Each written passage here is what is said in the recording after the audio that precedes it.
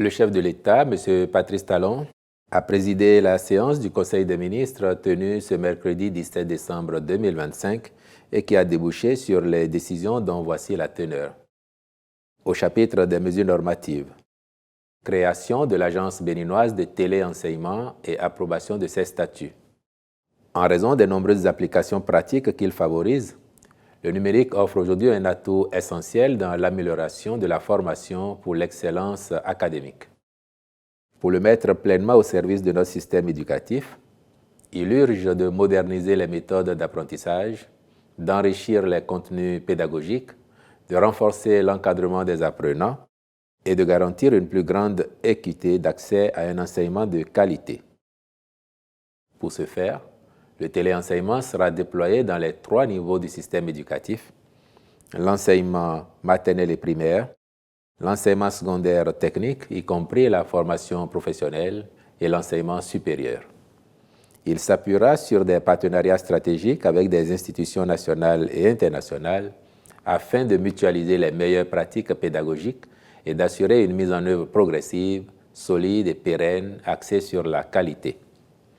En vue d'assurer une bonne coordination du dispositif au niveau des 3 ordres d'enseignement, il est apparu pertinent de créer une agence. Celle-ci aura pour rôle de promouvoir l'accès à une éducation de bonne facture à travers le téléenseignement, en renforçant les infrastructures numériques existantes et ou en créant de nouvelles, compte bien tenu de l'accompagnement des enseignants et apprenants. L'agence conduira la mise en œuvre opérationnelle du téléenseignement dans le supérieur dès la rentrée académique 2026-2027. Cette première phase constituera un jalon décisif dans la transformation numérique du système éducatif béninois, en ce qu'elle permettra de tester, d'ajuster et de consolider les dispositifs avant leur extension progressive aux autres sous-secteurs. Le Conseil a donc autorisé la création de celle-ci, approuvé ses statuts et instruit les ministres intervenants dans sa mise en place de prendre les dispositions utiles à cette fin. Au titre d'autres mesures normatives, ont été adoptés les décrets modifiant le décret 2024-1295 du 6 novembre 2024 portant conditions d'importation, d'exportation et de distribution en gros ou en détail des produits de santé autres que le médicament et celui fixant le cadre institutionnel de mise en œuvre du projet Dogobis. Au chapitre des communications, en point 1, recrutement et formation de 1850 jeunes au profit des forces armées béninoises.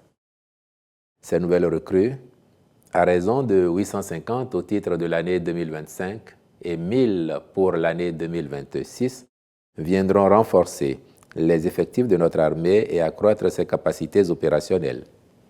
Parmi elles, et pour le compte de chaque année, 100 seront retenus sur titre à raison de 40 mécaniciens automobiles, 40 conducteurs de véhicules légers et de véhicules lourds, 10 électriciens automobiles et 10 maintenanciers de groupes électrogènes et d'installations solaires. Les ministres concernés prendront les dispositions en vue du bon déroulement des tests de recrutement autant que de la formation. En point 2, contractualisation pour la réalisation des travaux de construction du quartier culturel et créatif de Cotonou. Pour rappel, ce projet d'aménagement s'étend sur une superficie de plus de 12 hectares et ambitionne de se positionner comme épicentre des industries culturelles et créatives du Bénin. Il sera le lieu de convergence par excellence de manifestations dédiées à l'innovation, la création, la diffusion, la consommation culturelle, la commercialisation de biens culturels et artistiques assemblant plusieurs équipements et activités interconnectées.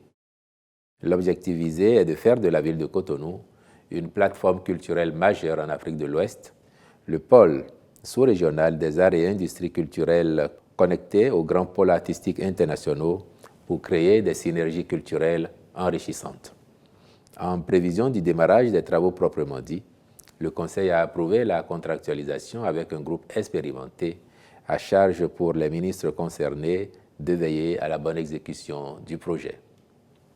En point 3, déclaration par la Cour constitutionnelle de la conformité à la Constitution de la loi portant révision de la Constitution.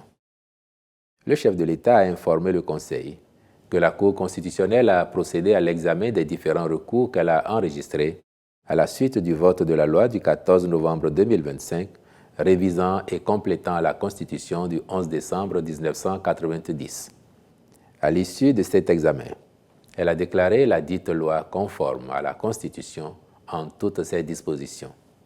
Dès lors, le président de la République a annoncé au Conseil qu'il va promulguer la dite loi en ce jour, mercredi le 17 décembre 2025, formalité substantielle pour lui conférer force exécutoire.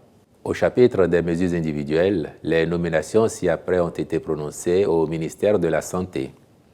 Directrice générale du Centre national hospitalier et universitaire de psychiatrie de Cotonou, Mme Tchélié Elvire Clicquot. Directeur général du Centre national hospitalier et universitaire de pneumophysiologie de Cotonou, M. Degla Deluxe Gildas Agodopessi, je vous remercie.